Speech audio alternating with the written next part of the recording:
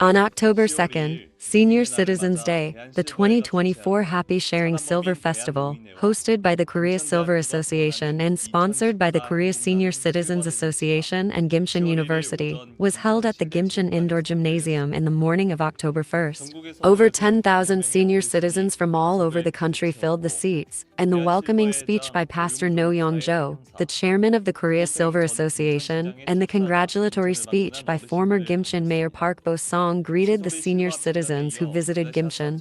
Following the Saesori Silver Choir, the Gratches Choir performed, and Pastor Park Ok-soo, the chairman of the Gimcheon University Board of Trustees and founder of the Good News Mission, shared God's heart that loves the silver. The performances by invited singers Seo-soon Nam, Kim Se-hee, and Nam Jin unfolded amidst the excitement, creating happy memories, and the event ended with a lucky draw where generous gifts were shared. It was a meaningful event that filled the hearts of 10,000 senior citizens with joy and happiness, along with October, which marks the beginning of the real fall season. On October 2 end, a joint worship service for the Gyeonggi region was held at the Good News Ansan Church, inviting Pastor Park Ok-soo. The Ansan Church members were delighted with Pastor Park Ok-soo's visit and invited their family and acquaintances whom they usually preach to, and foreign students attending the Korean class also attended the service. The Gratches Choir, who visited together, received great applause for their beautiful performance.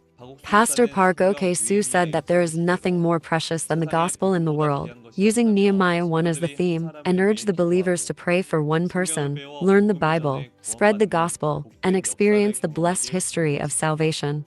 This joint worship service for the Gyeonggi region became a time for the believers in the Gyeonggi region to learn the faith to live for the gospel. On October 3rd, a National Mind Education Teacher Workshop was held at the Good News Hanbat Church.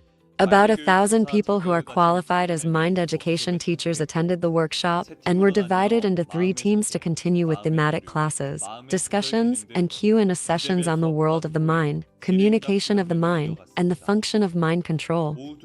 At 2:00 p.m., Pastor Park Ok-soo visited the Good News Hanbak Church and gave a lecture.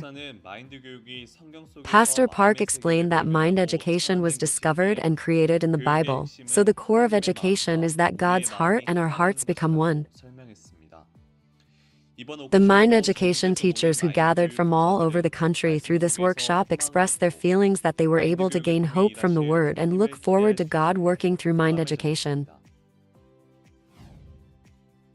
Ahead of the completion ceremony of the Youth Center on October 4, the Malawi branch held a completion ceremony and CLF conference commemorative service from the 3rd. About 2,000 Christians and pastors in Malawi attended this event, and it was broadcasted live all over Malawi through GBS TV. Presidential Religious Advisor Brian Carmendo delivered a congratulatory address, and following the Gratches Choir's congratulatory performance, Rev. Lee Yang-ju, Secretary General of the Korean Christian Association, delivered the Gospel from Romans 3 chapter 23 to 24. In the evening, a completion ceremony was held with the congregation, and Rev. Kim Young-hak delivered a sermon conveying hope to the congregation.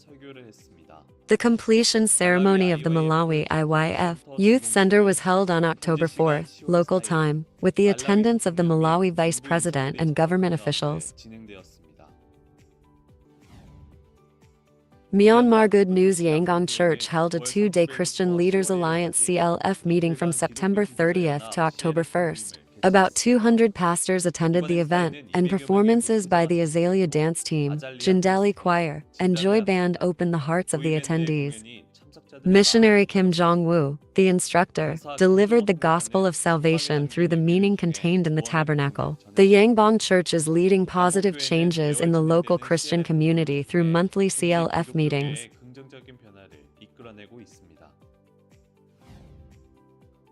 The Taste of Korea event hosted by the IYF Club at James Cook University in Townsville, Australia, has ended in Seongak-ri.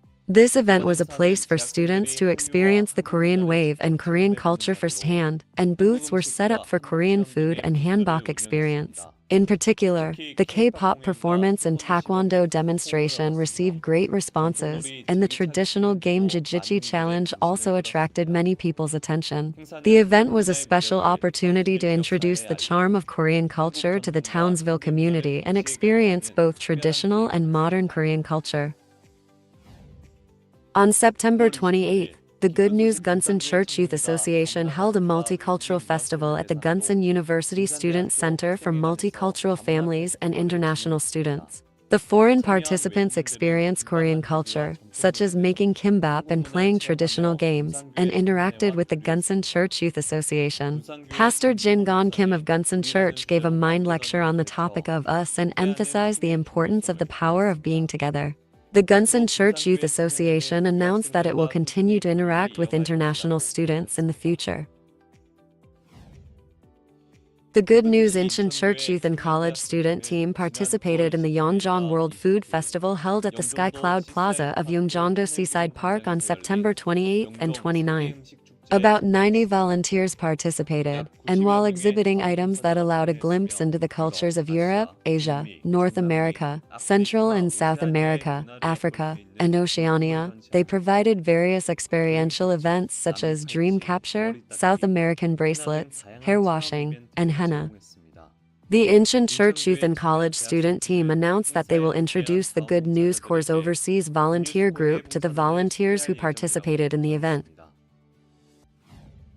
On 28, about 30 international students and related parties from various countries such as Brazil, Malaysia, Sri Lanka, and Bangladesh gathered at the first International Student Cultural Exchange Program hosted by the Jeonbuk Regional Youth Association to experience and interact with various Korean cultures. The host introduced his overseas volunteer work experience and expressed his desire to connect with international students from various countries, and the students responded enthusiastically to the Korean traditional games they were trying for the first time.